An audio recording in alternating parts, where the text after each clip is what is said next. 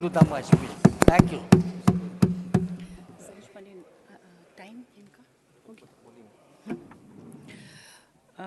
Mrs. Saroj Pandey.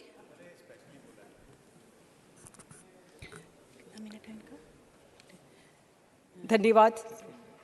आज मैं इस ऐतिहासिक You have बिल पर 15 minutes. मुझे बोलने का अवसर मिला।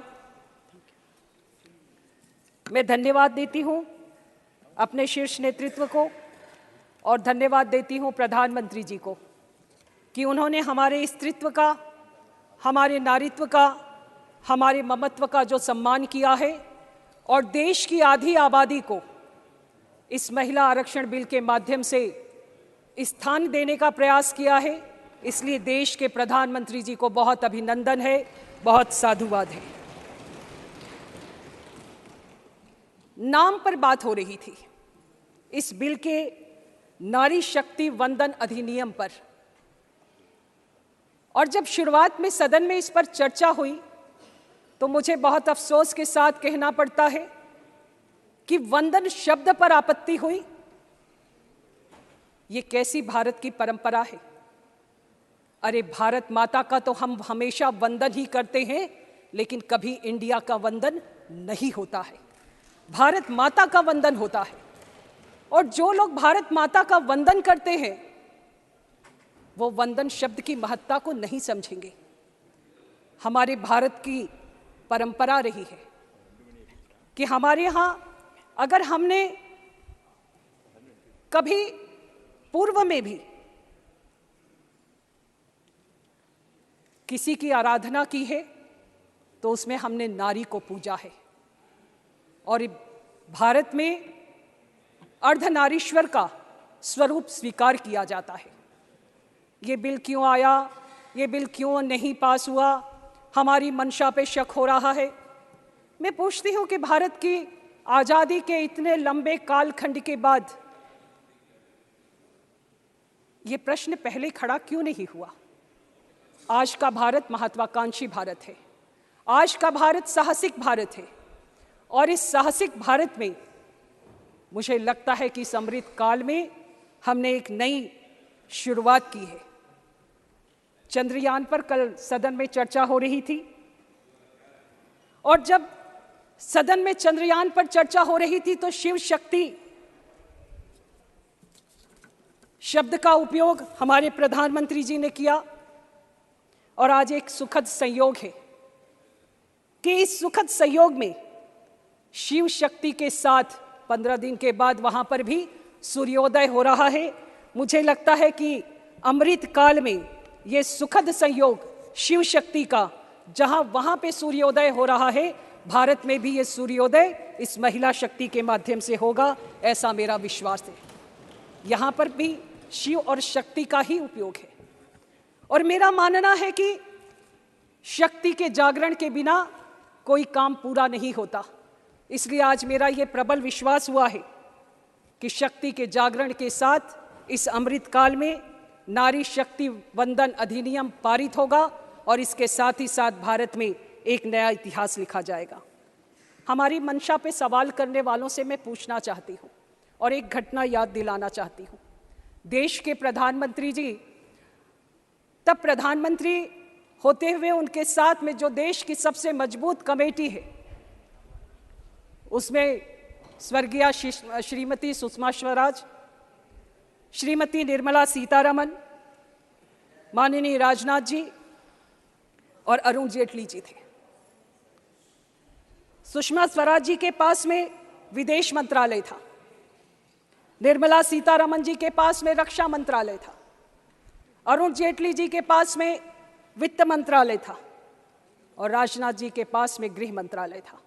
उस समय लोग मजाक में कहते थे कि घर और वित्त पुरुष संभाल रहे हैं, रक्षा और विदेश महिलाएं संभाल रही हैं। ये एक सुखद संयोग था। ये इस बात का प्रमाण है कि देश के प्रधानमंत्री जी ने किस प्रकार से हमारी प्रतिभा का उपयोग किया, हम पर विश्वास किया, और इसलिए आज ये नारी शक्ति वंदन अधिनियम को यहाँ पर लाया गया। पिछली बार यहाँ पर बहुत से विषय आए कि ये पारित क्यों नहीं हुआ, पिछली बार लोकसभा में आया, हमने 9 साल में क्यों नहीं लाया? मैं कहना चाहती हूं कि 9 साल में क्यों नहीं लाया, इस पर करने की बजाय आज तो उत्सव का दिन है, हम सबको उत्सव मनाना चाहिए। आज खुशी का दिन है, मंशा पे शक क्यों? आप सब यहाँ पर प्रबुद्ध जन बैठे हुए हैं, आप श्रेष्ठ जन हैं, आप सभी को ये बात पता है। इस मंशा पर शक इसलिए नहीं किया जाना चाहिए, हर जगह पर राजनीति हो ये जरूरी नहीं है, लेकिन इस पर आप राजनीति कर रहे हैं। प्रक्रिया है, पूरी प्रक्रिया का पालन होना चाहिए, और उस प्रक्रिया के साथ में जब हम उस बिल को आगे लाएंगे तभी महिलाओं को आरक्षण बिल पर प्रावधान के तहत उन्हें उनका अधिकार मिल पाएगा। पूर्व में राज्यसभा में पारित हुआ, लेकिन राज्यसभा में पारित होते हुए उन्हें स्थान नहीं मिल पाया, लोकसभा में पारित नहीं हुआ। हर जगह की राजनीति भारत देश को बहुत पीछे ले जाती है। देश के प्रधानमंत्री जी ने बहुत अच्छी मंशा के साथ, बहुत साफ मंशा के साथ आज के इस उत्सव को मनाने का पूरी देश की आधी आबादी को अवसर दिया है। आज आपको जितनी भी गैलरी है, मैं कल से देख रही हूँ, चाहे वो लोकसभा की हो, चाहे वो राज्यसभा की हो, देश की आधी आबादी हमारे को यहाँ पर दिखाई देती है। ये हमको गौरव का अनुभव होता है। मैं इसलिए भी अपने प्रधानमंत्री जी को साधुवाद देती हूँ कि इस गैलरी से वो महिलाएं सुनने आई हैं कि हमारे श्रेष्ठ जन क्या कहते हैं, हमारे प्रबुद्ध जन क्या कहते हैं। बहुत सारी योजनाओं का विषय नहीं कहती, लेकिन देश के प्रधानमंत्री जी ने एक योजना लागू करी, बेटी बचाओ बेटी पढ़ाओ। इस योजना को लागू करने के पीछे बहुत मार्मिक उद्देश्य है। उस उद्देश्य को मैं कहना चाहती हूँ, उस घटनाक्रम को कहना चाहती हूँ। जिन राज्यों में बेटी का जन्म होना अभिशाप माना जाता था, बिटिया अगर पैदा हुई तो जो पैदा करने वाली माँ है वो भी तनाव में रहती थी, घर परिवार के लोग भी रहते थे, और बिटिया पैदा हुई तो उस बिटिया को बड़े से दूध के हौदे में डाल दिया जाता था। वो बिटिया उस दूध के बड़े से हौदे में अंतिम सांसें गिनती थी, इस धरती पर आती जरूर थी लेकिन विदा कर दी जाती थी। लिंगानुपात बार बार बदल रहा था, बेटों की संख्या बढ़ती थी, बिटिया की संख्या गिर जाती थी, और जब बिटिया की संख्या गिरने लगी, लिंगानुपात असंतुलित होने लगा, तो देश के प्रधानमंत्री जी ने इसकी शुरुआत करी और उन्होंने कहा कि अगर इसी प्रकार से होता रहा तो हम आने वाले समय पर कहां खड़े होंगे। ये दूरदृष्टि इसके पहले कभी किसी ने नहीं करी। उन्होंने शुरुआत करी बेटी बचाओ बेटी पढ़ाओ अभियान की, और आज बेटी बचाओ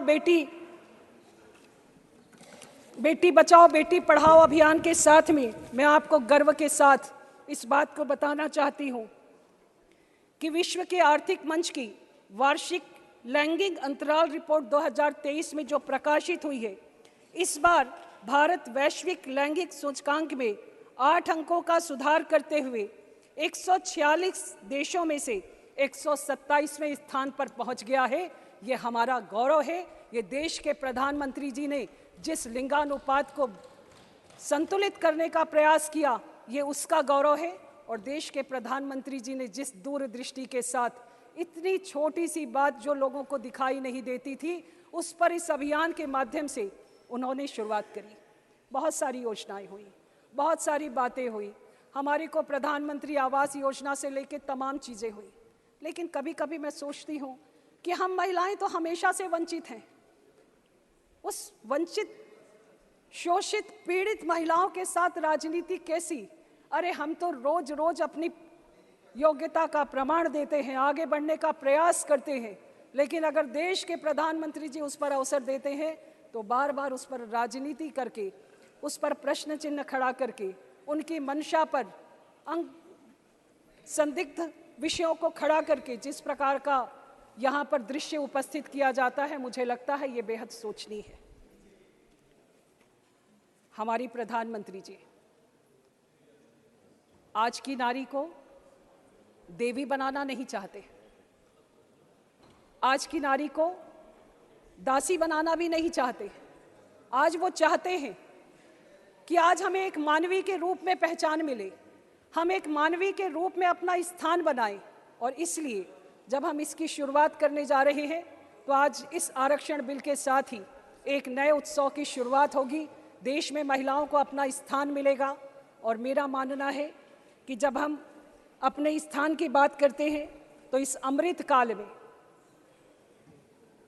भले उसका समय थोड़ा लंबा है, लेकिन इस अमृत काल में जो बिल पारित होगा या आने वाले समय में उस व्यक्तित्व को सुशोभित करेगा जो इस सदन में आधी आबादी के तौर पर उपस्थित होगी।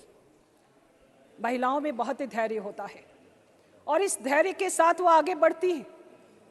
हमारे धैर्य की परीक्षा और हमारे धैर्य की लगातार कई उस पे कहानियां हैं जो सत्य है, लेकिन ये संघर्ष बहुत लंबा हो गया। आरक्षण विधानसभा में और लोकसभा में मिले, इसका संघर्ष बहुत लंबा हो चुका है। बहुत साफ मंशा के साथ में इस बिल को लाकर जनगणना के माध्यम से संवैधानिक प्रदत्त अधिकारों के तहत यहाँ पे हम इसे लागू करें और मुझे लगता है कि इस उत्सव में पूरे देश के लोग शामिल हों। ये मेरे लिए सौभाग्य का विषय है कि आज इस ऐतिहासिक पल का मुझे साक्षी होने का गौरव मिला है और इसी के साथ मैं अपनी बात को समाप्त करती हूँ। धन्यवाद।